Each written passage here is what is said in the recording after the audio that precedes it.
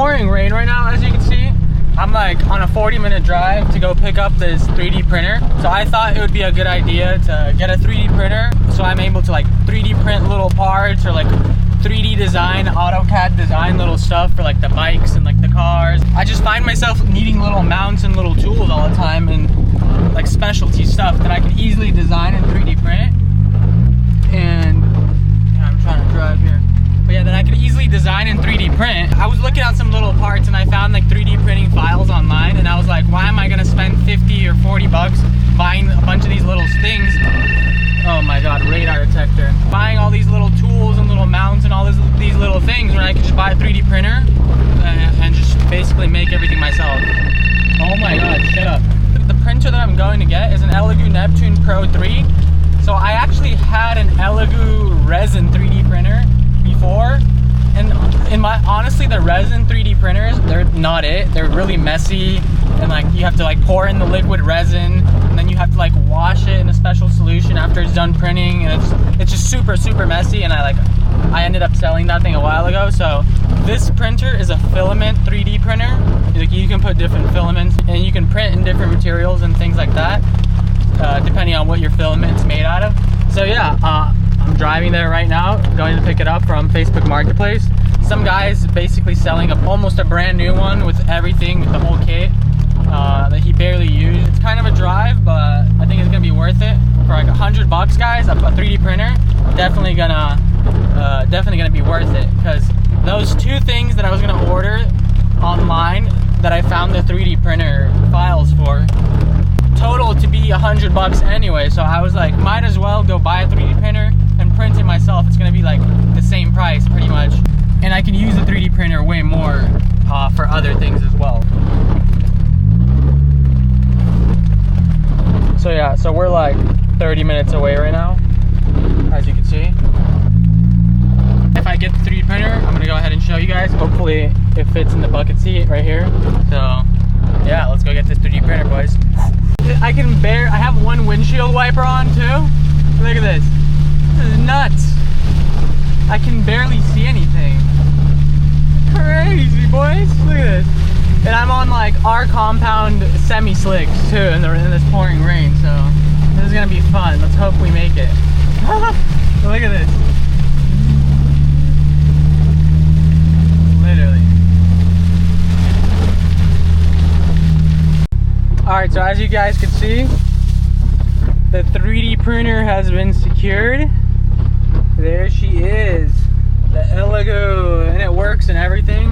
The screen for it is down there, but I'm gonna go ahead and get it cleaned up, get it home, get it set up, and yeah, I already checked it. He showed me, he turned it on, and like we tested the axis and everything. Now I just gotta get this baby home safely, and yep, let's get it. I'm so hyped to have a 3D printer again. Let's get it home and get it set up. Let's get it. Boom. Yo, look at this tractor. All right, so as you guys can see, this is the 3D printer that I just picked up off Facebook Marketplace. Let's go ahead and turn it on. It has like a big touch screen on it and everything. Like the lights come on.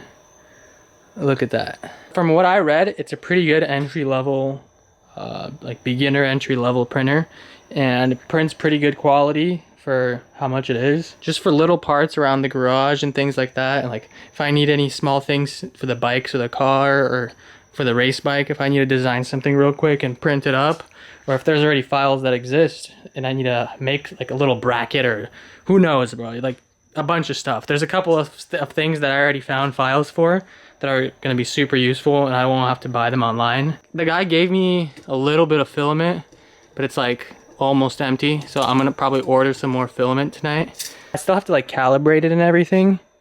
Let's press level. Let's just see how it moves and everything. Look at this. Look at that thing.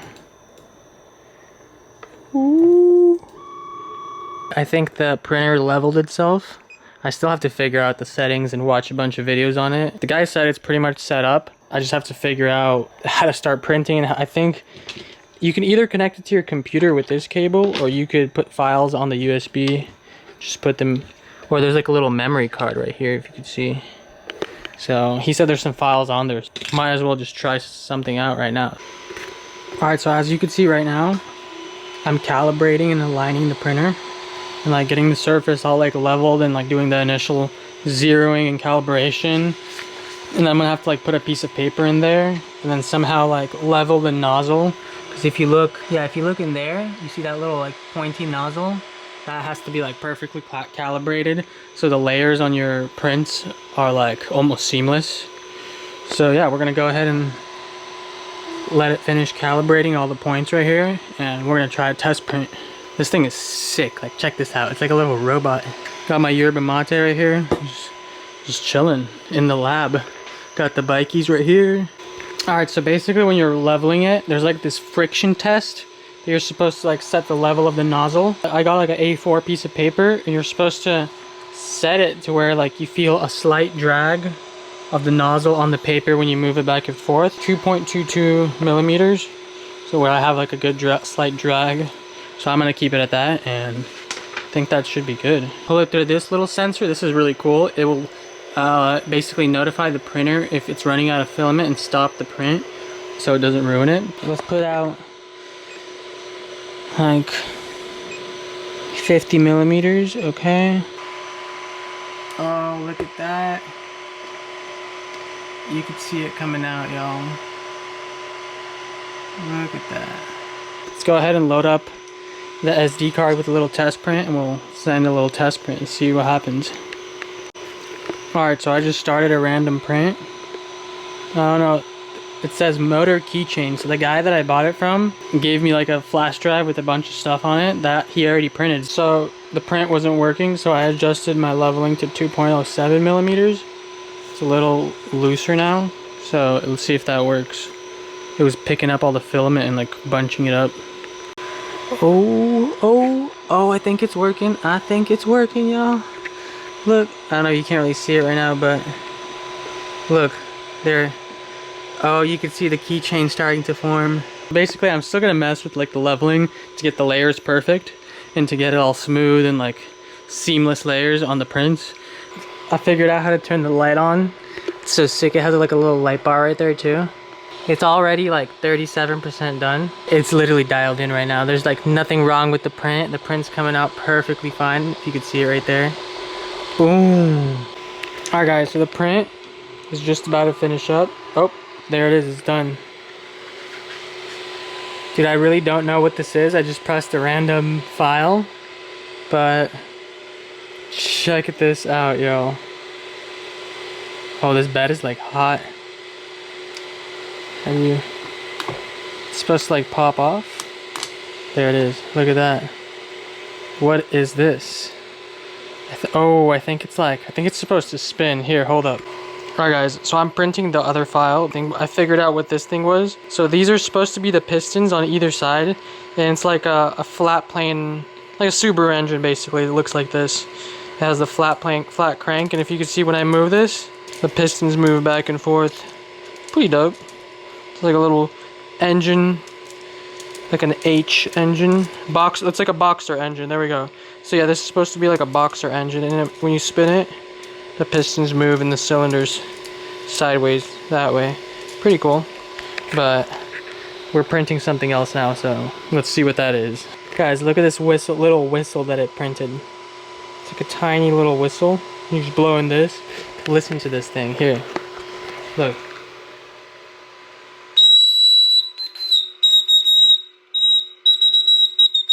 That's pretty sick. I'm printing more stuff. I don't know, this thing's awesome, but I still have to find some actually interesting stuff to print, and we'll make another video on that. As you guys can see, I have the printer set up inside now. As you can see, it's printing a shark right now. You can kind of see it. Look at that. It's like one of those sharks that's supposed to like wiggle around. But yeah, I got this thing pretty much dialed in with the layers, and now it's working flawlessly pretty much. Check that out. I'm running out of filament, but I already ordered more on Amazon, so we're locked in.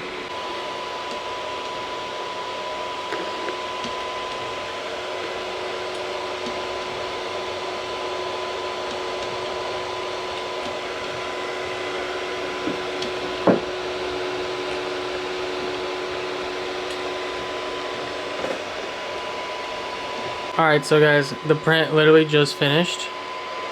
As you can see, I got the printer pretty much dialed in. We're gonna zoom in a little bit if you want to look at the quality. Like, you can literally barely see these layers. Like, I'm literally zooming in, and that's smooth layering, and I literally just did one calibration. I haven't even like tinkered with it a lot. I literally used all the filament that came with it. This thing's literally empty. It was just enough to finish the print. But overall, the quality is insane. I'm just gonna see if I can pop this off. Oh my god, guys, look at that. I have to clean off that little layer, but other than that, oh, and it moves too. Look at this little shark. I hope you guys like this printer video. Way more cool gadget and tech stuff coming to the channel. Currently editing another video right now, and I'll see you guys in the next one.